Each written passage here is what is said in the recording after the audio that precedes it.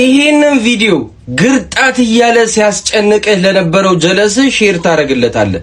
ታማኙ ምንጫችን ሃንድ ኦፍ አርሰናል ምን እንዳለ ሰማችሁ? ቪኒ ጁኒየር ካምፕና አርሰናል ንግግር አድርገዋል። አርሰናሎች ለቪኒ ጁኒየር የሚገባውን በጠቅላላ ለመክፈል ፍቃደኛ ናቸው። የቪኒ ጁኒየር ካምፕም ትክክለኛ ምርጫ አርሰናል እንደሆነ አምነዋል። ከስር ከሪያል ማድሪድ ጋር ያላቸውን ግንኙነት ለአርሰናል ያሳውቃሉ ሲል ተናግሯል። ከዚህ በላይ ምን አስደሳች ዜና አለ? ግርጣት ብለው ስካይ ስፖርት በወጣው መግለጫ ሲደሰት ለነበረው ጀለስ ሼር ካላረክለት አትችልም። የምሬን ነው ማለት አትችልም። እሱ ብቻ አይደለም፣ ጁሊያን አልቫሬዝ ዝውውር ላይም እየሰሩ ነው፣ እጃቸውን አጣጥፈው አልተቀመጡም ሲል ሃንድ ኦፍ አርሰናል ገልጿል። ከዚህ በላይ የሚያስደስት ልብህን የሚያሞቅ ዜና አለ? ፋያ አለ? ፌራን ቶሬዝ ወደ አርሰናል፣ አዩብ ባዲ ወደ ማንቸስተር ሲቲ፣ ሮድሪ ወደ ሪያል ማድሪድ እንደዚሁም ሳቪኒ ወደ ቶተናምና ባርኮላ ወደ ሊቨርፑል። እነዚህንና ሌሎች አጫጭርና በእለቱ የተሰሙ አዳዲስ የዝውውር መረጃዎችን ይዤላችሁ መጥቻለሁ። ቪዲዮም ከሮድሪ መረጃ ስንጀምር ዘንድሮ ማንቸስተር ሲቲዎችን ለቆ ወደ ሪያል ማድሪድ እንደሚያመራ የሚጠበቀው ስፔናዊ ዓለም ዋንጫ ሻምፒዮን የነበረው ሮድሪ እንግዲህ ከሪያል ማድሪድ ሰዎች ጋር በግል ጥቅም ዙሪያ ከስምምነት ላይ መድረሱን አንዳንድ መረጃዎች እየገለጹ ይገኛሉ። እንደዚሁም ደግሞ ሪያል ማድሪዶችም ተጫዋቹን ለማዛወር ከክለቡ ማንቸስተር ሲቲ ጋር ይፋዊ ንግግር እያደረጉ ይገኛሉ። ሪያል ማድሪዶች ለተጫዋቹ የሚጠየቀውን እስከ 67 ሚሊዮን እንኳን ይከፍላሉ ተብሎ ባይጠበቅም ነገር ግን እስከ 50 ሚሊዮን በሚደርስ የዝውውር ሂሳብ ተጫዋቹን የግላቸው ለማድረግ እንቅስቃሴ እያደረጉ ይገኛሉ። ከዚሁ ከማንቸስተር ሲቲ ቤት ሳንወጣ የ19 ዓመቱን ሞሮካዊ በዓለም ዋንጫ አስደናቂ ብቃቱን ያሳየን የሊሉን አማካይ አዩብ ባዲን ማንቸስተር ሲቲዎች የሮድሪ ተተኪ በማድረግ ለማስፈረም እንቅስቃሴ እያደረጉ ይገኛሉ። ከየትኛውም የአውሮፓ ክለብም እንግዲህ ዝውውሩን ከፊት እየመሩ እንደሚገኙ መረጃዎች አመላክተዋል። በተጨማሪም ሌላኛው የማንቸስተር ሲቲ የክንፍ አጥቂ የሆነው ሳቪኖም እንግዲህ የልቀቁኝ ጥያቄ ለክለቡ ማንቸስተር ሲቲ በይፋ አቅርቧል። ካለፈው የዝውውር መስኮት ጀምሮ ይህንን ተጫዋች ለማስፈረም ከፍተኛ ፍላጎት እያሳዩ የሚገኙት የለንደን ክለቡ ቶተናም ታዲያ የተጫዋቹን መዛወር እንደዚሁ ጠንክሮ እየሰራበት ይገኛል። ተጫዋቹ በግልጽም ቶተናምን መቀላቀል እንደሚፈልግ ለክለቡ አሳውቋል። አርሰናል፣ ፒኤስጂ እና ሊቨርፑልን ጨምሮ በበርካታ ታላላቅ የአውሮፓ ክለቦች አይን ላይ የወደቀው የበርንማውዝ የክንፍ አጥቂ ወጣቱ ፈረንሳዊ ኤላይ ክሩፒም ባጋጠመው የሜታታርሳል የአጥንት መሰንጠቅ ጉዳት ምክንያት ለሚቀጥሉት 3 እስከ 4 ወራት ሰርጀሪ አድርጎ ወደ ሜዳ እንደማይመለስና ለዝውውሩም ትልቅ እክል እንደሆነ እየተነገረ ይገኛል። የመሐመድ ሳላህን ቦታ ለመተካት ከያን ዲዮማንዴ በኋላ ሁነኛ ምትካቸው አድርገው እየወሰዱት የሚገኘው ፈረንሳዊ የክንፍ አጥቂ ብራድሌ ባርኮላን ለማስፈረም ሊቨርፑሎች ከመቼውም ጊዜ በላይ እንደተቃረቡና ከተጫዋቹ ጋርም አሰልጣኝ አንዶኒ ኢራዮላ በግል ከስምምነት ላይ እንዳደረሰው እንደዚሁም ደግሞ ሁለቱ ክለቦች በዝውውሩ ላይ እየተነጋገሩ ይገኛሉ።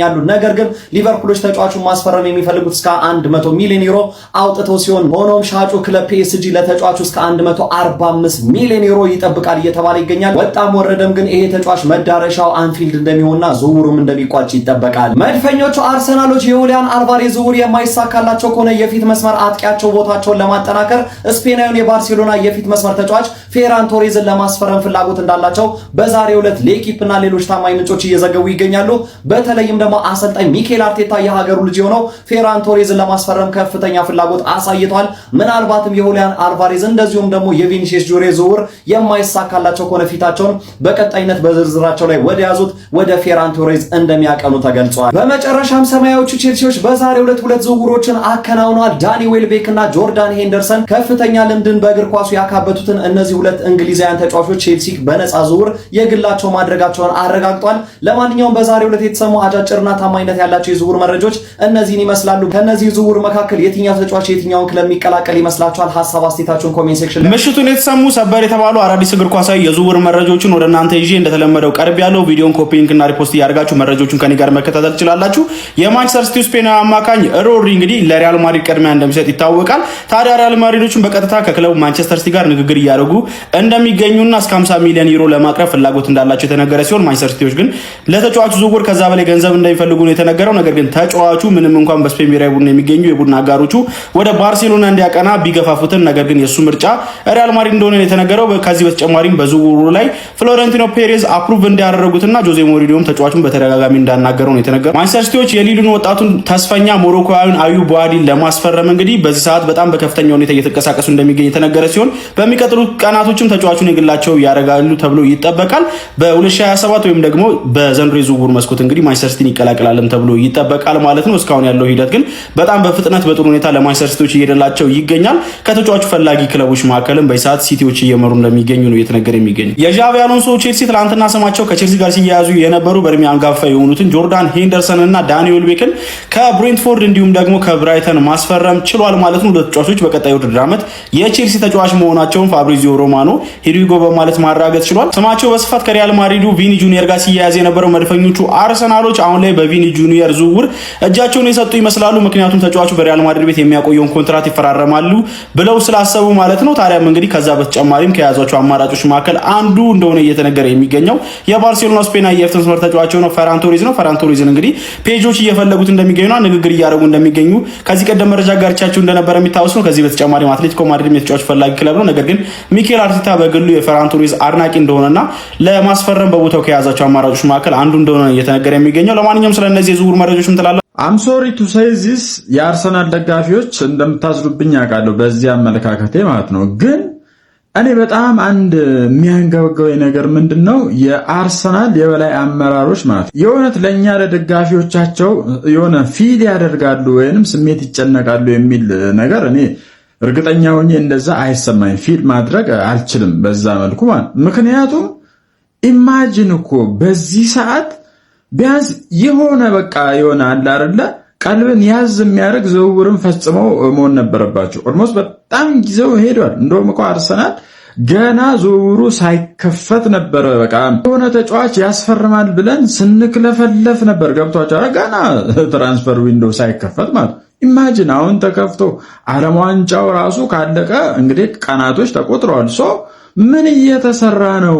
በዛ ላይ ደግሞ በጣም ማለት የበሸኩት ማለት ዛሬ ሚካኤል አርቴታ እኛ የክለቡን አንድ ደረጃ ከፍ ለማድረግ ጠንክረን እየሰራን ነው ይላል። ምን አይነት ፌዝ ነው ማለት እኛም ማናቀው ሱፐርስታር አለ እንዴ ተደብቆ ምናምን ያለ ማለት ነው። እኔ አይገባኝም። አሁን ላይ ሜቢ እንግዲህ አርሰናል አሁን የቪኒ ጉዳይ ኦልሞስት ፔንዲንግ ላይ ቢሆንም እርግጠኛ መሆን አይቻልም። በዛ ማለት የሆነ ፕሮባቢሊቲው በጣም ዝቅተኛ ነው። በዛ እርግጠኛ መሆን አንችልም። የጁሊያን አልቫሬዝ ነው። ጁሊያን አልቫሬዝ ቢመጣ ኦልሞስት በጣም ደስ ይለናል ምናምን፣ ግን እሱ ደግሞ በጣም ኢሴንሻል ወይም ክሩሺያል ምንለውም አይነት ተጫዋች ነው ብዬ አላስብም በእኔ መልኩ። ምክንያቱም ይሄ ግራ ክንፉ ይሄ ክርስቶስ ዞሊስ እና ማርቲኔሊ ያሉበት በእርግጠኝነት ያ ቦታ የሆነ አንድ ተለቅ ያለ ተጫዋች ካላገኘ በእርግጠኝነት እንዳምነው እኔ ከነዚህ ዞሊስ ምንም ልትፈርዱበት አትችሉም። ከሌላ ሊግ ነው የመጣው አዲስ ተጫዋች ነው ምናምን። አሁን በማርቲኔሊ ላይ ሸክም አርሰናል ይሆናል የሚል እኔ ፈጽሞ እምነትም የለኝም አባቢ። ስለዚህ ምን ታስባላችሁ እናንተ? የኔን ስሜት የምትጋሩ ፕሪሚየር ሊጉ ማሸነፋችን ጅማሮ ነው። ያለፈው ዓመት ስኬታችን የመጨረሻችን ሳይሆን እንደውም የአዲሱ ዘመን መጀመሪያ ነው ብሏል ቦስ ሚኬል አርቴታ። ሀቢቢ የአርሰናል ኤዲተሮች ይሰጥ ተዳክማችኋል። እንዴት ነው? እስኪ ሐሳባችሁን ኮሜንት ላይ አስቀምጡልኝ። የአርሴ ደጋፊዎች በሚኬል አርቴታ ሐሳብ 1 2 3 ወርልድ ክላስ ተጫዋቾችን የምንጨምር ከሆነ ሹር ዊል ዶሚኔት ኢሮፕን በደንብ ነው ዶሚኔት የምናደርገው ሀቢቢና ግን ቦስ ግን ሞቲቬሽናል ስፒከር እየሆንክ ነው። ይመች። ለመጀመሪያ ጊዜ እንግዲህ ሚኬል አርቴታ ስለ ሊያንድሮ ትሮሳርድ ስንብትና ስለ ክሪስቶስ ዞሊስ ፊርማ ሐሳቡን ሰጥቷል። ምን እንዳለ ነግራችኋለሁ። ኮፒ ሊንክ ግን እያደረጋችሁልኝ አይደለም ያላችሁት ወገንታት። ላሳለፍናቸው የማይታመኑ ጉዞዎች ትሮሳርድን ማመስገን እፈልጋለሁ። ከሱ ጋር ያሳለፍናቸው ጊዜያትና ለክለቡ ያበረከተው ነገር የማይታመን ነው።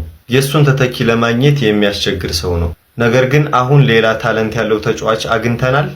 እሱ ማንም ሰው በፍጥነት በፍቅሩ ሊወድቅለት የሚችል ያጫዋት ማንነት አለው ሲል ክሪስቶስ ዞሊስንም አሞካሽቶታል።